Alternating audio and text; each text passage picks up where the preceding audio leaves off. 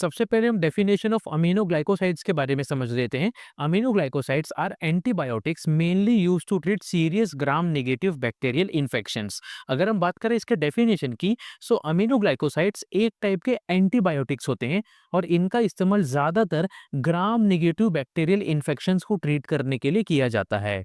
इसके बाद हम क्लासिफिकेशन ऑफ अमीनोग्लाइकोसाइड्स के बारे में समझ लेते हैं। अगर हम बात करें इसके क्लासिफिकेशन की, सो अमीनोग्लाइकोसाइड्स दो मेन पार्ट में क्लासिफाई होते हैं। सबसे पहला है सिस्टेमिक अमीनोग्लाइकोसाइड्स एंड दूसरा है टॉपिकल अमीनोग्लाइकोसाइड्स। सिस्टेमिक अमीनोग्लाइकोसाइड्स के एग्जांपल है streptomycin, gentamicin, kanamycin, tobramycin, amikacin, sisomicin and netilmicin. Topical aminoglycosides के एग्जांपल है नियोमाइसिन एंड फ्रोमाइसेटिन। सो ये तो था क्लासिफिकेशन ऑफ अमीनोग्लाइकोसाइड्स। होप आपको अच्छे तरीके से समझ गया होगा। इसके बाद हम फार्माकोलॉजिकल एक्शंस ऑफ अमीनोग्लाइकोसाइड्स के बारे में समझ लेते हैं, यानी कि अमीनोग्लाइकोसाइड्स हमारे बॉडी के अंदर किस तरीके से अपना एक्शन दिखाते हैं, इसके बारे में समझ लेते हैं। Aminoglycosides bind to the 30S ribosomal subunit of bacteria. This blocks bacterial protein synthesis and causes production of faulty proteins which leads to bacterial cell death. Bacteria के सेल के अंदर राइबोसोम होता है और इसी राइबोसोम के अंदर 30S ribosomal सब यूनिट होते हैं जो कि प्रोटीन को बनाने का काम करते हैं, प्रोटीन को सिंथेसिस करने का काम करते हैं। अमीनोग्लाइकोसाइड्स इसी 30S राइबोसोमल सब यूनिट को ऊपर जाकर बाइंड हो जाता है और बाइंड होने की वजह से बैक्टीरिया का प्रोटीन सिंथेसिस ब्लॉक कर देता है और जो फॉल्टी प्रोटीन्स होते हैं उनके प्रोडक्शन को बढ़ा देता है और इसी फॉल्टी प्रोटीन के वजह से बैक्टीरियल सेल का डेथ हो जाता है। यानी कि अमीनोग्लाइकोसाइड्स हमारे बॉडी के अंदर बैक्टीरिसीडल एक्शन प्रोड्यूस करता है। इसके बाद हम डोजेस ऑफ अमीनोग्लाइकोसाइड्स के बारे में समझ लेते हैं, यानी कि अमीनोग्लाइकोसाइड्स का नॉर्मल डोज कितना होता है एंड डॉक्टर्स इसको कितने अमाउंट पर प्रिस्क्राइब करते हैं, इसके बारे में समझ लेते हैं। सबसे पहला है जेंटामाइसिन। जेंटामाइसिन का नॉर्मल डोज होता है 3 मिलीग्राम से लेकर 5 मिलीग्राम पर केजी ऑफ बॉडी वेट, जिसको इंट्रावेनस रूट या फिर इंट्रामस्कुलर रूट के जरिए हर 8 घंटे में एक बार लिया जाता है। इसके बाद है अमीकैसिन। अमीकैसिन का नॉर्मल डोज होता है 15 मिलीग्राम पर केजी ऑफ बॉडी वेट और इसको भी इंट्रावेनस रूट या फिर इंट्रामस्कुलर रूट के जरिए हर 12 घंटे में एक बार लिया जाता है। इसके बाद है स्ट्रेप्टोमाइसिन। स्ट्रेप्टोमाइसिन का नॉर्मल डोज होता है 15 मिलीग्राम पर केजी ऑफ बॉडी वेट और इसको इंट्रामस्कुलर रूट के जरिए डेली दिन में एक बार लिया जाता है। इसके बाद है टोब्रामाइसिन। टोब्रामाइसिन का नॉर्मल डोज 3 मिलीग्राम से लेकर 5 मिलीग्राम पर केजी ऑफ बॉडी वेट होता है, जिसको इंट्रावेनस रूट या फिर इंट्रामस्कुलर रूट के जरिए हर 8 से 12 घंटे में एक बार लिया जाता है। लास्ट है नियोमाइसिन। नियोमाइसिन का नॉर्मल डोज होता है 500 मिलीग्राम, जिसको ओरल रूट के जरिए हर 6 घंटे में एक बार लिया जाता है। सो ये तो था डोजेस ऑफ अमीनोग्लाइकोसाइड्स। होप आपको अच्छे तरीके से समझ गया होगा। इसके बाद हम इंडिकेशंस यानी कि क्लिनिकल यूजेस ऑफ अमीनोग्लाइकोसाइड्स के बारे में समझ लेते हैं, यानी कि अमीनोग्लाइकोसाइड्स का यूजेस क्या-क्या है एंड कौन-कौन से डिजीज एंड कंडीशन को ठीक करने के लिए इनका इस्तेमाल किया जाता है, इसके बारे में समझ लेते हैं। Gentamicin and amikacin is used in the treatment of sepsis, pneumonia and urinary tract infection. Gentamicin and amikacin का इस्तेमाल ज्यादातर sepsis, pneumonia and urinary tract infection को ठीक करने के लिए किया जाता है। Streptomycin is used in the treatment of tuberculosis and plague. Streptomycin का इस्तेमाल ज्यादातर ट्यूबरकुलोसिस एंड प्लेग डिजीज को ठीक करने के लिए किया जाता है। Tobramycin is used in the treatment of Pseudomonas infection. Tobramycin का इस्तेमाल ज्यादातर स्यूडोमोनास इन्फेक्शंस को ठीक करने के लिए किया जाता है। Neomycin is used for skin infection. Neomycin का इस्तेमाल ज्यादातर स्किन इन्फेक्शन को ठीक करने के लिए किया जाता है। Neomycin is also used to reduce gut bacteria. Gut bacteria को रिड्यूस करने के लिए भी नियोमाइसिन का इस्तेमाल किया जाता है। Streptomycin is used in the treatment of gonorrhoea. Gonorrhoea को ठीक करने के लिए स्ट्रेप्टोमाइसिन का इस्तेमाल किया जाता है। सो ये तो था इंडिकेशंस या फिर यूजेस ऑफ अमीनोग्लाइकोसाइड्स। होप आपको अच्छे तरीके से समझ गया होगा। इसके बाद हम कॉन्ट्रा इंडिकेशंस ऑफ अमीनोग्लाइकोसाइड्स के बारे में समझ लेते हैं, यानी कि कौन कौन से ऐसे डिसीज होते हैं, कौन कौन से ऐसे कंडीशंस होते हैं जिस दौरान अमीनोग्लाइकोसाइड्स का इस्तेमाल नहीं करना चाहिए, अमीनोग्लाइकोसाइड्स को अवॉइड करना चाहिए। सबसे पहला है रीनल इम्पेयरमेंट। अगर किसी पेशेंट का रीनल पूरी तरह से इम्पेयर हो चुका है, यानी कि अगर किसी पेशेंट का किडनी पूरी तरह से खराब हो चुका है, तो ऐसे कंडीशन में अमीनोग्लाइकोसाइड्स का इस्तेमाल नहीं करना चाहिए। इसके बाद है हियरिंग डिसऑर्डर्स। अगर किसी पेशेंट को हियरिंग डिसऑर्डर्स है, तो ऐसे कंडीशन में भी अमीनोग्लाइकोसाइड्स को अवॉइड करना चाहिए। इसके बाद है प्रेगनेंसी। अगर कोई फीमेल पेशेंट प्रेग्नेंट है, तो ऐसे कंडीशन में कभी भी स्ट्रेप्टोमाइसिन का इस्तेमाल नहीं करना चाहिए। लास्ट है माइस्थेनिया ग्रेविस। अगर किसी पेशेंट को माइस्थेनिया ग्रेविस डिजीज है तो ऐसे कंडीशन में भी अमीनोग्लाइकोसाइड्स का इस्तेमाल नहीं करना चाहिए। तो ये तो था कॉन्ट्रा इंडिकेशंस ऑफ अमीनोग्लाइकोसाइड्स, वो आपको अच्छे तरीके से समझ गया होगा। सो यहाँ पर अमीनोग्लाइकोसाइड चैप्टर अच्छे तरीके से खत्म होता है। अगर आपको किसी भी टाइप का क्वेश्चन या फिर डाउट है तो आप हमें कमेंट बॉक्स में पूछ सकते हैं। सबसे पहले हम डेफिनेशन ऑफ फ्लोरोक्विनोलोन्स के बारे में समझ लेते हैं। Fluoroquinolones are broad spectrum bactericidal antibiotics that are effective against infection caused by gram positive bacteria and gram negative bacteria। Fluoroquinolones एक टाइप के ब्रॉड स्पेक्ट्रम बैक्टीरियोसिडल एंटीबायोटिक्स होते हैं। फ्लोरोक्विनोलोन्स का इस्तेमाल ग्राम पॉजिटिव बैक्टीरिया से होने वाले infections as well as gram negative bacteria से होने वाले इन्फेक्शंस को ठीक करने के लिए किया जाता है। इसके बाद हम क्लासिफिकेशन ऑफ फ्लोरोक्विनोलोन्स के बारे में समझ लेते हैं। अगर हम बात करें इसके क्लासिफिकेशन की, सो फ्लोरोक्विनोलोन्स 4 मेन पार्ट में क्लासिफाई होते हैं। सबसे पहला है फर्स्ट जनरेशन फ्लोरोक्विनोलोन्स, इसके एग्जांपल है नैलिडिक्सिक एसिड। इसके बाद है सेकंड जनरेशन फ्लोरोक्विनोलोन्स, इसके एग्जांपल है सिप्रोफ्लॉक्सासिन, ओफ्लॉक्सासिन एंड नॉरफ्लॉक्सासिन। इसके बाद है थर्ड जनरेशन फ्लोरोक्विनोलोन्स, इसके एग्जांपल है लीवोफ्लॉक्सासिन एंड स्पारफ्लॉक्सासिन। इसके बाद है फोर्थ जनरेशन फ्लोरोक्विनोलोन्स और इसके एग्जांपल है मॉक्सीफ्लॉक्सासिन, गेटिफ्लॉक्सासिन एंड जेमिफ्लॉक्सासिन। इसके बाद हम फार्माकोलॉजिकल एक्शंस यानी कि mechanism of actions of fluoroquinolones के बारे में समझ लेते हैं। यानी कि फ्लोरोक्विनोलोन्स हमारे बॉडी के अंदर किस तरीके से अपना एक्शन दिखाते हैं इसके बारे में समझ लेते हैं। Fluoroquinolones block two key enzymes, DNA gyrase in gram-negative bacteria and topomerase 4 in gram-positive bacteria. This inhibits bacterial DNA replication, leading to bacterial cell death. gram-negative bacteria के अंदर DNA gyrase नाम का एंजाइम होता है एंड gram-positive बैक्टीरिया के अंदर topoisomerase 4 नाम का एंजाइम होता है। फ्लोरोक्विनोलोन्स इन दोनों के दोनों एंजाइम को इनहिबिट करते हैं। इनहिबिट होने के वजह से जो बैक्टीरिया का डीएनए रेप्लिकेशन होता है वो भी इनहिबिट हो जाता है, वो भी ब्लॉक हो जाता है और इसी के वजह से बैक्टीरियल सेल का डेथ हो जाता है। इसके बाद हम डोजेस ऑफ फ्लोरोक्विनोलोन्स के बारे में समझ लेते हैं। यानी कि फ्लोरोक्विनोलोन्स का नॉर्मल डोज कितना होता है एंड डॉक्टर्स इसको कितने अमाउंट पे प्रिस्क्राइब करते हैं इसके बारे में समझ लेते हैं। सबसे पहला है सिप्रोफ्लॉक्सासिन। अगर सिप्रोफ्लॉक्सासिन को ओरल रूट के जरिए लिया जाए तो ओरल रूट के जरिए इसका नॉर्मल डोज 250 मिलीग्राम से लेकर 750 मिलीग्राम होता है, जिसको हर 12 घंटे में एक बार लिया जाता है। लेकिन अगर सिप्रोफ्लॉक्सासिन को इंट्रावेनस रूट के जरिए लिया जाए तो इंट्रावेनस रूट के जरिए इसका नॉर्मल डोज 200 मिलीग्राम से लेकर 400 मिलीग्राम होता है, जिसको हर 12 आवर्स यानी कि 12 घंटे में एक बार लिया जाता है। इसके बाद है ओफ्लॉक्सासिन। ओफ्लॉक्सासिन का नॉर्मल डोज 200 मिलीग्राम से लेकर 400 मिलीग्राम होता है, जिसको ओरल रूट के जरिए हर 12 घंटे में एक बार लिया जाता है। इसके बाद है लीवोफ्लॉक्सासिन। इसका नॉर्मल डोज होता है 250 मिलीग्राम से लेकर 750 मिलीग्राम, जिसको ओरल रूट या फिर इंट्रावेनस रूट के जरिए डेली दिन में एक बार लिया जाता है। इसके बाद है मॉक्सीफ्लॉक्सासिन। मॉक्सीफ्लॉक्सासिन का नॉर्मल डोज होता है 400 मिलीग्राम, जिसको डेली दिन में एक बार ओरल रूट या फिर इंट्रावेनस रूट के जरिए लिया जाता है। इसके बाद है नॉरफ्लॉक्सासिन। नॉरफ्लॉक्सासिन का नॉर्मल डोज होता है 400 मिलीग्राम, जिसको ओरल रूट के जरिए हर 12 घंटे में एक बार लिया जाता है।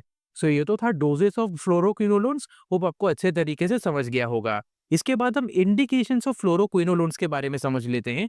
यानी कि फ्लोरोक्विनोलोन्स का यूजेस क्या क्या है एंड कौन कौन से डिजीज एंड कंडीशन को ठीक करने के लिए इनका इस्तेमाल किया जाता है, इसके बारे में समझ लेते हैं। Ciprofloxacin is used in urinary tract infection, gastroenteritis, typhoid and anthrax. Ciprofloxacin का इस्तेमाल ज्यादातर urinary tract infection, gastroenteritis, typhoid infection as well as anthrax को ठीक करने के लिए किया जाता है। Ofloxacin is used in urinary tract infections, respiratory infections and sexually transmitted infections. Ofloxacin का इस्तेमाल ज्यादातर urinary tract infection, respiratory infection and sexually transmitted infections को ठीक करने के लिए किया जाता है।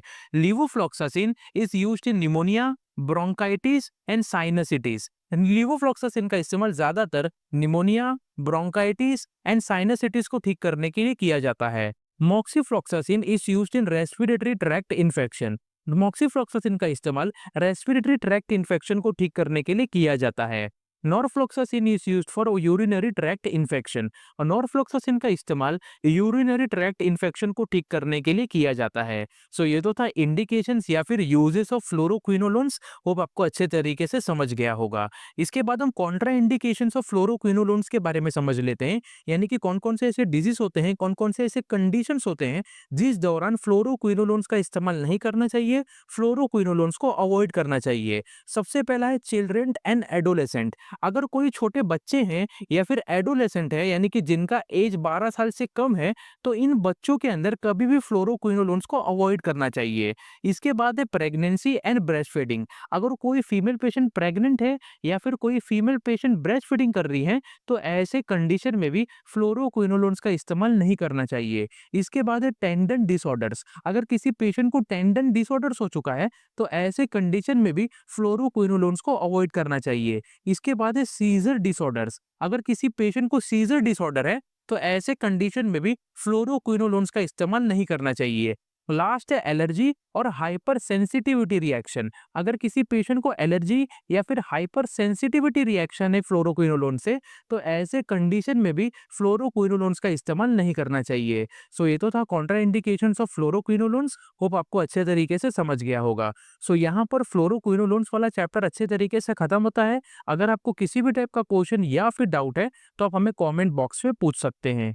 सबसे पहले हम मैक्रोलाइट्स के डेफिनेशन के बारे में समझ लेते हैं। Macrolides are bacteriostatic antibiotics that are primarily effective against infection caused by gram positive bacteria and some gram negative bacteria.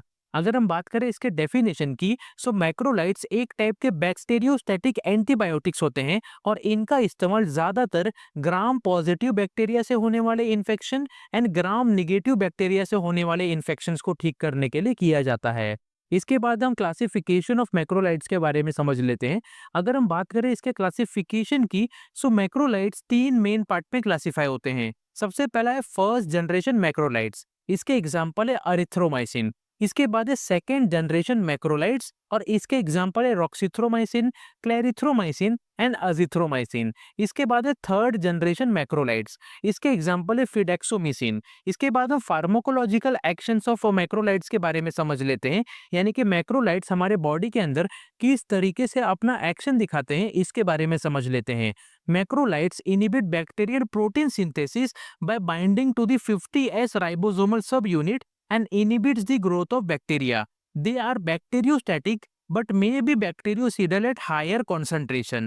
Bacteria का जो सेल होता है, इस सेल के अंदर राइबोसोम प्रेजेंट होते हैं और इसी राइबोसोम के अंदर 50S राइबोसोमल सब यूनिट भी प्रेजेंट होते हैं।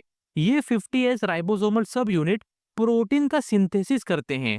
मैक्रोलाइट्स इसी 50S राइबोसोमल सब यूनिट के ऊपर बाइंड हो जाता है और बाइंड होने की वजह से बैक्टीरिया का जो प्रोटीन सिंथेसिस होता है, वो पूरी तरह से इनहिबिट हो जाता है, पूरी तरह से ब्लॉक हो जाता है। और ब्लॉक होने की वजह से बैक्टीरिया का जो ग्रोथ होता है, बैक्टीरिया का ग्रोथ भी पूरी तरह से इनहिबिट हो जाता है। मैक्रोलाइट एक टाइप के बैक्टीरियोस्टैटिक एक्शन प्रोड्यूस करते हैं, लेकिन अगर इनको हायर कॉन्सेंट्रेशन में यूज किया गया, तो यही मैक्रोलाइट्स बैक्टीरियोसाइडल एक्शन भी प्रोड्यूस कर सकते हैं। इसके बाद हम डोजेस ऑफ मैक्रोलाइट्स के बारे में समझ लेते हैं, यानी कि मैक्रोलाइट्स का नॉर्मल डोज कितना होता है एंड डॉक्टर्स इसको कितने अमाउंट पर प्रिस्क्राइब करते हैं, इसके बारे में समझ लेते हैं। सबसे पहला है अरिथ्रोमाइसिन। अरिथ्रोमाइसिन का नॉर्मल डोज होता है 250 मिलीग्राम से लेकर 500 मिलीग्राम, जिसको ओरल रूट के जरिए हर 6 घंटे में एक बार लिया जाता है। इसके बाद है क्लेरिथ्रोमाइसिन। क्लेरिथ्रोमाइसिन का नॉर्मल डोज होता है 250 मिलीग्राम से लेकर 500 मिलीग्राम, जिसको ओरल रूट के जरिए हर 12 घंटे में एक बार लिया जाता है। इसके बाद है अजिथ्रोमाइसिन। अजिथ्रोमाइसिन का नॉर्मल डोज होता है 250 मिलीग्राम से लेकर 500 मिलीग्राम और इसको ओरल रूट के जरिए लिया जाता है। इसके बाद है रॉक्सिथ्रोमाइसिन। इसका नॉर्मल डोज होता है 150 मिलीग्राम, जिसको डेली दिन में 2 बार ओरल रूट के जरिए लिया जाता है। लास्ट है फिडेक्सोमिसिन। फिडेक्सोमिसिन का नॉर्मल डोज होता है 200 मिलीग्राम, जिसको ओरल रूट के जरिए 10 दिन के लिए डेली दिन में 2 बार लिया जाता है। नेक्स्ट हम इंडिकेशंस ऑफ मैक्रोलाइट्स के बारे में समझ लेते हैं, यानी कि मैक्रोलाइट्स का यूजेस क्या क्या है एंड कौन कौन से डिजीज एंड कंडीशन को ठीक करने के लिए इनका इस्तेमाल किया जाता है, इसके बारे में समझ लेते हैं। Erythromycin is used in the treatment of respiratory infection and skin infection. Erythromycin का इस्तेमाल ज्यादातर respiratory infection as well as skin infection को ठीक करने के लिए किया जाता है। Clarithromycin is used in the treatment of respiratory tract infection, skin infection and H pylori infection. Clarithromycin का इस्तेमाल ज्यादातर respiratory tract infection, skin infection and H pylori infection को ठीक करने के लिए किया जाता है। Azithromycin is used in treatment of bronchitis, pneumonia, sinusitis, chlamydia and typhoid fever. Azithromycin का इस्तेमाल ज्यादातर bronchitis, pneumonia, sinusitis, chlamydia and typhoid fever को ठीक करने के लिए किया जाता है। और roxithromycin is used in treatment of upper respiratory tract infection and soft tissue infection. और ऑक्सीथ्रोमाइसिन का इस्तेमाल ज्यादातर अपर रेस्पिरेटरी ट्रैक्ट में होने वाले infection and soft tissue infections को ठीक करने के लिए किया जाता है। फिडेक्सोमिसिन इज यूज्ड इन डायरिया। फिडेक्सोमिसिन का इस्तेमाल ज्यादातर डायरिया को ठीक करने के लिए किया जाता है। इसके बाद हम कॉन्ट्राइंडिकेशंस ऑफ मैक्रोलाइड्स के बारे में समझ लेते हैं, यानी कि कौन कौन से ऐसे डिजीज होते हैं, कौन कौन से ऐसे कंडीशंस होते हैं जिस दौरान मैक्रोलाइड्स का इस्तेमाल नहीं करना चाहिए, मैक्रोलाइड्स को अवॉइड करना चाहिए। सबसे पहला है एलर्जिक रिएक्शन और हाइपर सेंसिटिविटी रिएक्शन। अगर किसी पेशेंट को एलर्जिक रिएक्शन या फिर हाइपर सेंसिटिविटी रिएक्शन है मैक्रोलाइड से, तो ऐसे कंडीशन में कभी भी मैक्रोलाइड्स का इस्तेमाल नहीं करना चाहिए। इसके बाद है लीवर फेलियर। अगर किसी पेशेंट का लीवर पूरी तरह से फेल हो चुका है, तो ऐसे कंडीशन में भी मैक्रोलाइड्स को अवॉइड करना चाहिए। इसके बाद है माइस्थेनिया ग्रेविस। अगर किसी पेशेंट को माइस्थेनिया ग्रेविस डिजीज है, तो ऐसे कंडीशन में भी मैक्रोलाइड्स का इस्तेमाल नहीं करना चाहिए।